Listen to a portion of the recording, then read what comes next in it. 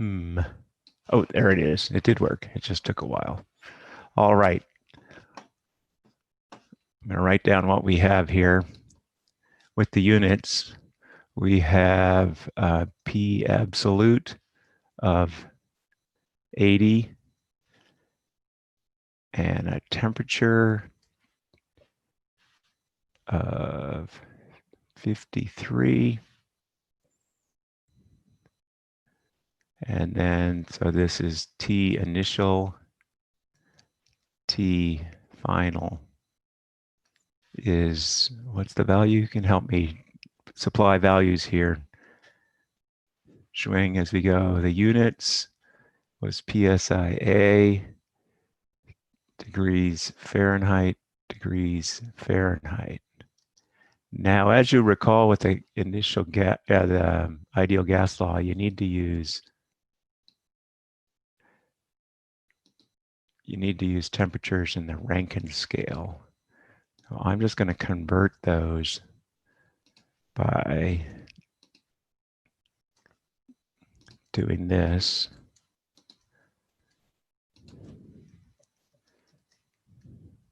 Anybody remember how to convert from one to the other? You add something, right? How much do you add? I don't have easy access to the chat here. Let's see.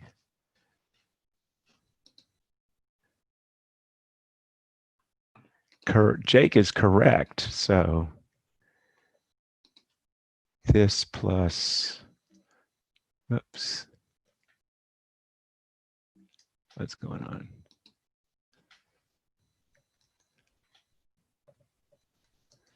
All right, that's the, and I'm going to copy that equation over to here. So it goes from 513 to 568.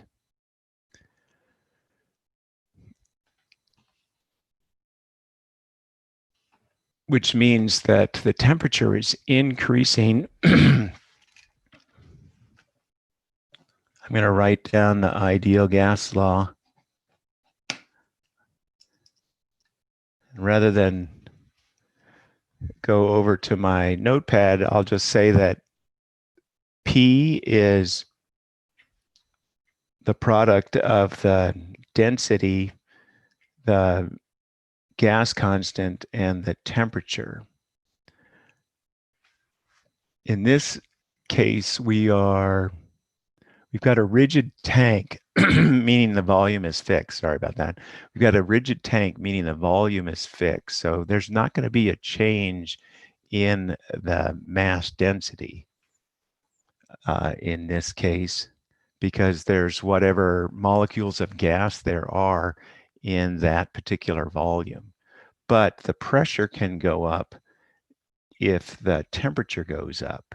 And since it's just the product of density, gas constant, and temperature, we can, the pressure will increase by the ratio of the temperature. So I will write that down, that the pressure final equals the pressure initial times the ratio of the final temperature divided by the initial temperature. Doesn't like that because this is not an equation, it's a... Does that make sense? Anybody have a question on that, how I'm doing this? It is a shortcut to do it that way. You could, if you chose to, you could simply choose a value for the density, call it 1, and the gas constant, call it 1, and then calculate a pressure in that yeah, let's see. And well, I guess what you would do is you can't set all of them, but you could, for instance, look up the gas constant R for, does it say air, right? You could look up the gas constant R for air, right? Since our ideal gas law is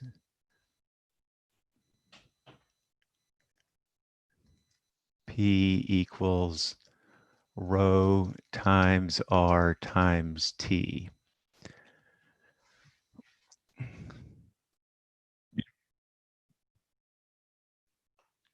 Okay, thank you for saying that. Yeah, yeah, that'll work. How's that?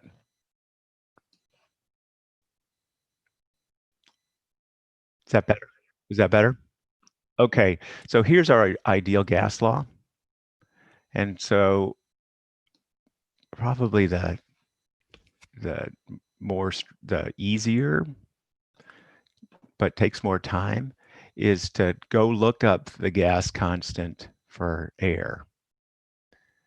You're given the temperature and you're given the pressure. That would allow you to calculate the density given these initial conditions. Then you have to realize that because it's a rigid tank, the rho is going to be fixed. So take that rho that you calculate, use the gas constant and the new temperature, the final temperature, and calculate the higher pressure that occurs at the higher temperature. And what you'll find is that final pressure is going to be the initial pressure that you calculated times the ratio of the temperatures. And it's because of the fact that this equation is simply the product of three terms, two of which we're holding fixed and one of which we're varying. So I'm in effect taking a shortcut to solve it. So how would I solve it? Then I would just plug in the values.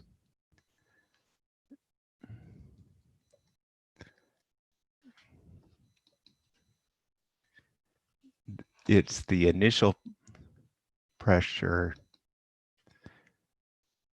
times the ratio in degree Rankine of the,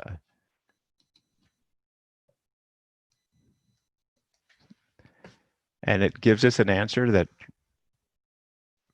looks right in that it's a higher pressure, higher than the initial 80.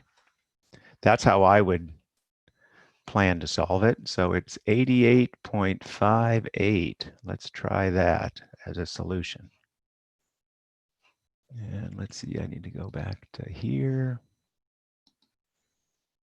88.5. Why does it do that? 88. I'm not trying to, what's it say? Okay.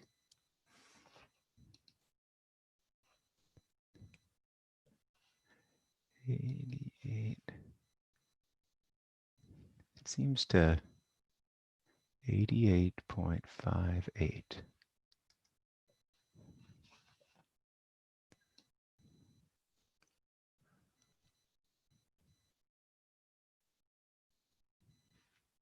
Oh, and see, I got it by how much will the pressure increase, not, so I read the question wrong. I think my answer is right, but I didn't. What I want to get then is the pressure change, PF minus P initial. It's important to read the question. Take this, subtract the initial value, and that's how much it changes, 8.58. Let's go back and try that.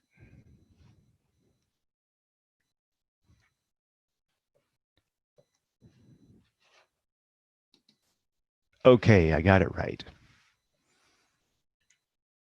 Questions on that? Did that help? Now, who wanted the, I'm going to pick on the person that Sam, wasn't it you that said your group wanted a? No, you said you were asking about the answer sheet. Schwing, it was in your breakout room where they wanted ideal gas law.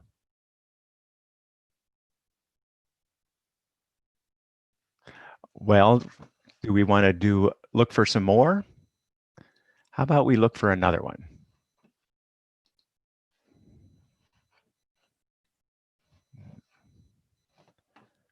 Ideal gas law practice. I was choosing to do, oh, that's the same problem, question 2. Oh, there are only 2 questions. Right, and see how this is one thing I've noticed is that every time you go to a practice question, it'll set new values. So it's changed the initial pressure and the initial temperature and final temperature. All right, then. So let's suggest another topic since we've used all the practice questions for ideal gas law. Could you do a viscosity question? A viscosity question. Yes. Yes, I did one on Monday and I got it wrong. So, but I'm prepared. This time I got it right. So let's go to a viscosity question. And Schwing, you have to edit out that part where it says I got it wrong.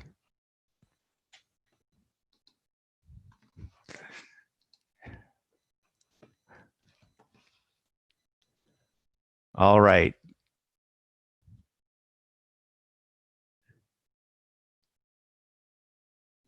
Oh, okay. The simple answer is because the ideal gas law has a particular set of units that you need to use. As the pressures have to be absolute pressures, and the temperatures have to be either degree Kelvin or degree Rankine.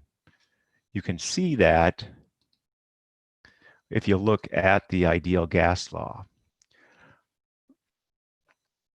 For instance, if the temperature is 0 degrees centigrade, that is the freezing temperature is 32 Fahrenheit, or let's say 0 Fahrenheit, that's not as low as temperatures can go. Temperatures can go all the way down to minus 460 degrees Fahrenheit, or minus 273 degrees centigrade. And at that point, what they call absolute zero, then the motion of the molecules in a gas is zero, and the pressures become zero, meaning you have to use either degree Kelvin or degree Rankine, or you get the wrong answer. Yeah, is there any way?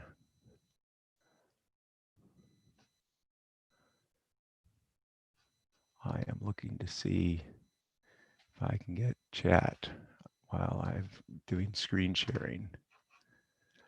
All right, then we're going to go from here to a viscosity problem.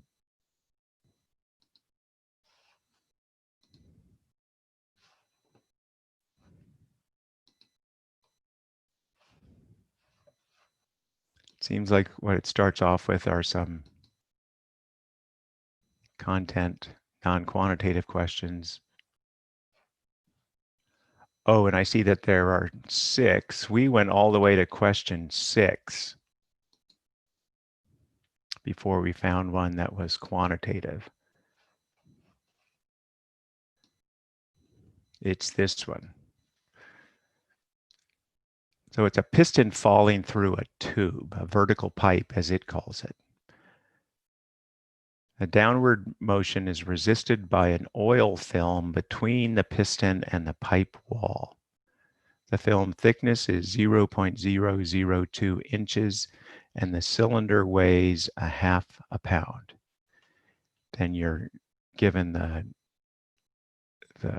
viscosity of the oil, and you're asked to calculate the velocity that the piston falls. It says to assume the velocity distribution in the gap is linear. We did this problem on Monday.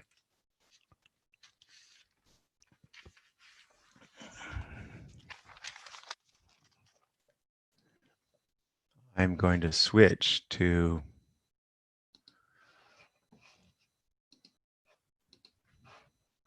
my other camera. Sorry for the somewhat scratchy diagram. Let's see, I'm going to turn this off. Okay, so what we have here, here's our cylinder. It's falling through this tube. There's a little film of oil on this, on the sides of the tube between the interior wall of the tube and the exterior wall of the piston. I'm assuming the piston has a flat top and a bottom top, and it's only the horizontal side of the cylinder that's actually in close contact with the tube. That's where viscosity of the oil is restraining the fall of the piston. The piston's falling at this with the velocity v that we're trying to calculate. There's a gap that's given and a dimension that's given for the diameter of the piston and its height. We're also given the weight of the piston. And when it's kind of hard to see, maybe I'll see if it works if I move it closer. Yeah, that works. Is that there is a linear velocity distribution because of the no slip condition. Since the tube on the side here is motionless, the oil that's right next to the inside of the tube is also motionless. The velocity increases in the oil so that, again, because of the non-slip condition, the oil that's connected to the piston is moving at the speed of the piston. It's 0 on the tube side, it's v on the piston side, and we use that fact. As I said Monday, in these problems, you're always going to use Newton's law of viscosity, that the shear stress is the dynamic viscosity times the velocity gradient. Also use the fact that there's a static equilibrium. It's static in that there are no accelerations. There's a balance of force between the weight of the piston acting downward and the shear force that's acting upward. And that shear force is equal to the shear stress on the side walls of the piston times the surface area, that is the horizontal area of the cylinder. And the equation for that is the pi times d, that is the circumference of the cylinder times its height. Now, when I did this on Monday, I got it wrong. And I think maybe what they're looking for is that, what they're going to say is that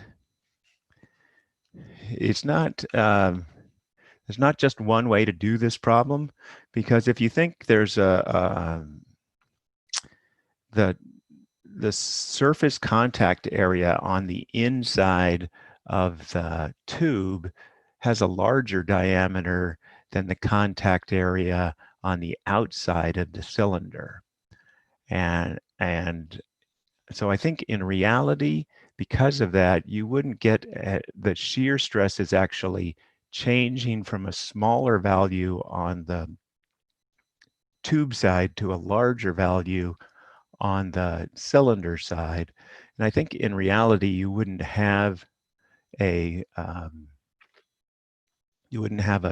linear velocity distribution, you might have one that's slightly concave downward because of the changing shear stress, meaning there's no single answer for what the surface area over which the shear stress is acting.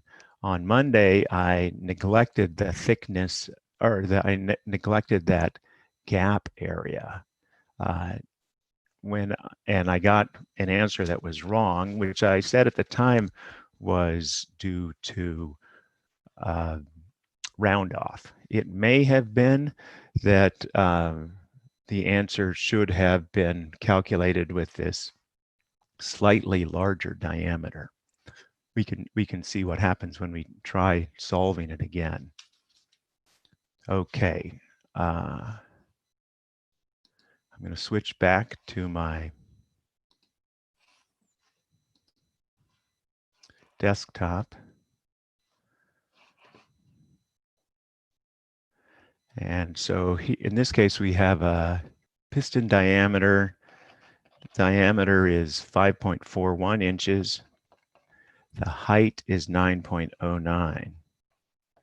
And it seems that that's the only two things that get changed from when you work this problem multiple times. All right, so here's that problem. This is me working at a previous time. And what I did was I wrote down each of the values that are given: the weight, the dynamic viscosity, the diameter of the piston, the gap thickness, and the height of the piston. In our case, the weight is 1/2 pound. It's the same dynamic viscosity. The diameter of the piston is 5.41 inches. It's the same gap thickness, and the height is 9.09.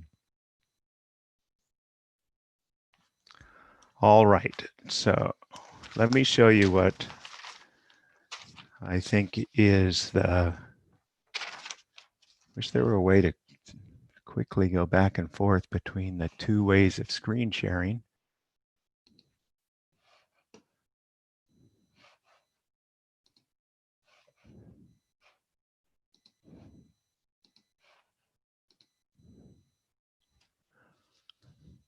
So back to the specification of the problem. This is the list of things we're given: the weight, the dynamic viscosity, the diameter of the piston, that gap thickness, and the height of the piston. Here's what we're calculating.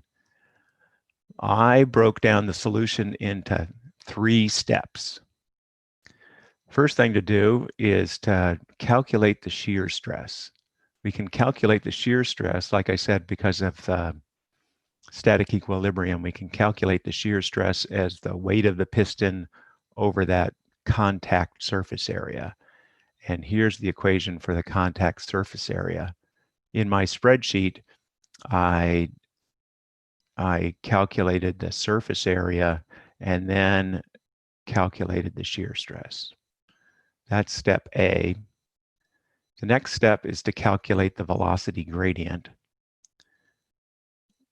You rewrite Newton's law of viscosity to get an equation for the velocity gradient as the shear stress that you previously calculated divided by the dynamic viscosity.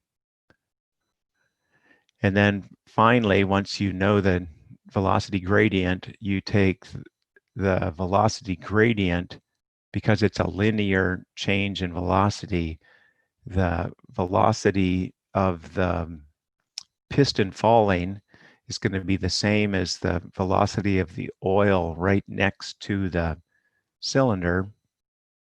And its velocity is that linear velocity gradient times the distance over which it's varying. And then here we have our answer. Okay. Oh, there's a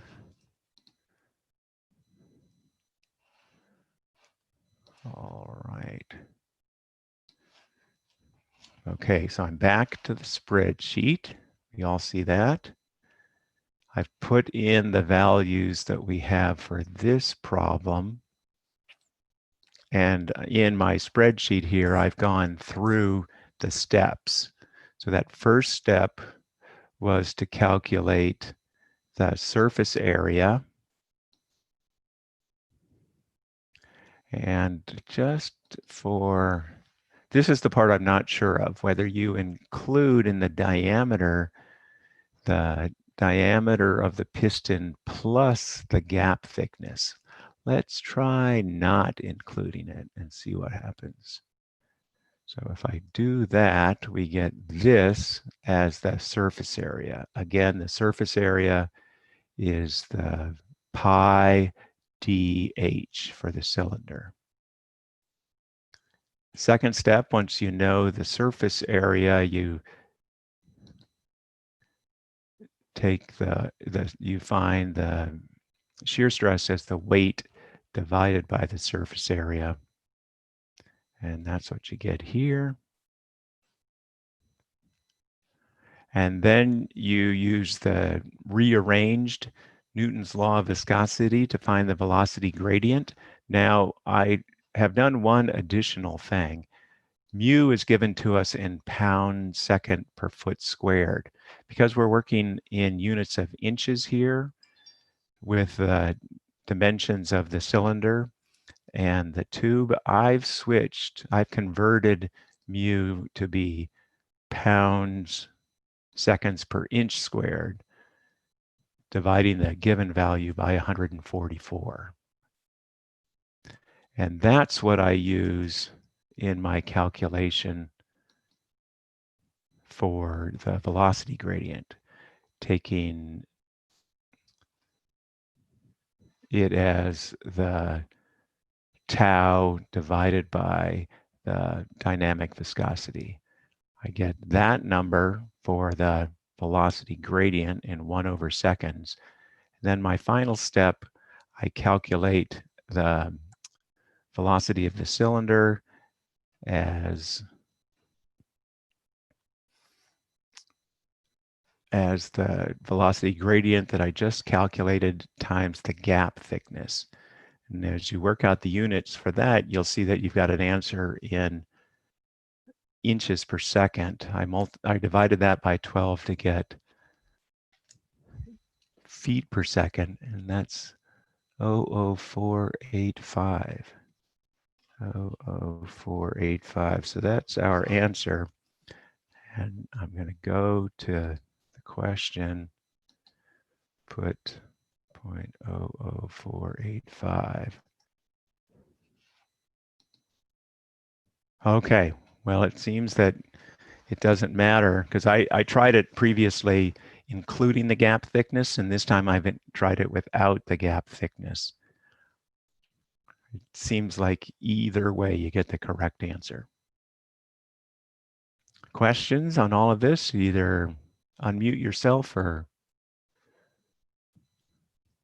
Can you go back over and show us how to find the viscosity again, the final step? The final step. Okay. I think the thing to do for the final step is to go back to over here to this and show you that it comes from this idea that there's a linear velocity gradient. And on the inside, the oil is traveling at the same speed of the cylinder. So this rate of change of the velocity gradient, we calculated that, and then we multiply that times the distance over which it's varying. So the final equation should be V is the velocity gradient times the gap thickness. Yeah, that's the final equation that we're using is this equation. V is du dy times the gap thickness. Does that make sense? Yes, thank you very much. Okay. And we got the right answer, so yay.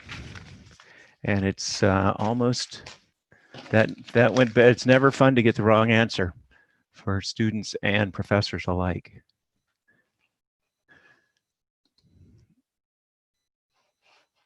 All right then, so we're gonna wrap up.